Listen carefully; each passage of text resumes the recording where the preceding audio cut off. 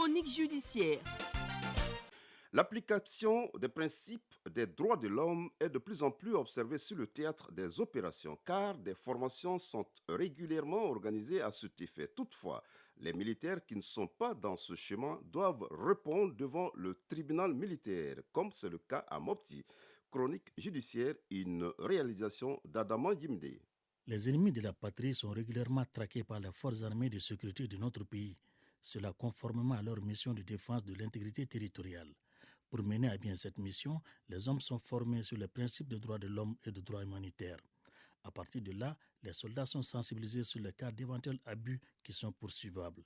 Donc, la notion de droit est désormais intégrée dans la formation des éléments confirmés par les autorités judiciaires. Ishaka Keita, procureur de la République près le tribunal militaire de Mopti. De plus en plus, les droits de l'homme sont respectés au cours des opérations parce que la sensibilisation commence à faire effet. Il y a eu une audience tenue ici.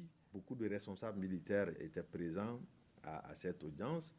Donc, ça a été l'occasion pour beaucoup de personnes, y compris au niveau de ceux qui opèrent, n'est-ce pas, sur le théâtre d'opération, de comprendre ce que c'est qu'une infraction militaire, de savoir que si ils commettaient certains actes sur le terrain, ils peuvent être poursuivis et jugés. Leur attention a été attirée sur la notion de responsabilité pénale lorsque on est sur le théâtre des opérations.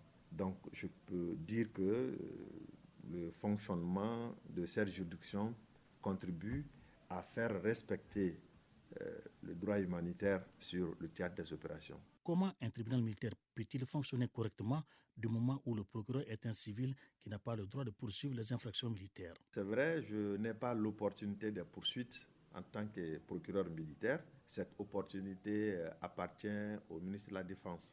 En un mot, je ne peux avoir aucune initiative de poursuite. Je ne peux poursuivre donc d'office qu'un militaire. Mais depuis que je suis là, bientôt 3 ans, aucune demande d'ordre de poursuite adressée à un ministre de la Défense n'est restée sans suite. Et donc, toutes les demandes adressées au ministre de la Défense ont été favorablement répondues. Donc, il n'y a pas de rétention. Dès que j'en fais la demande, j'ai une suite favorable. Quelles sont les infractions pour lesquelles les soldats peuvent faire l'objet de poursuites? Ishaka Keita, procureur de la République près le tribunal militaire de Mopti. Il y a des infractions typiquement militaires, notamment la désertion, l'insubordination, l'insoumission.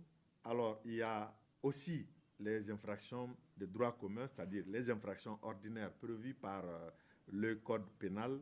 Lorsque ces infractions sont commises dans un contexte militaire, eh bien donc ces infractions vont relever désormais de la compétence du tribunal militaire. Un vol, par exemple, normalement, il est réprimé, poursuivi et jugé par le tribunal de droit commun, le tribunal de grande instance.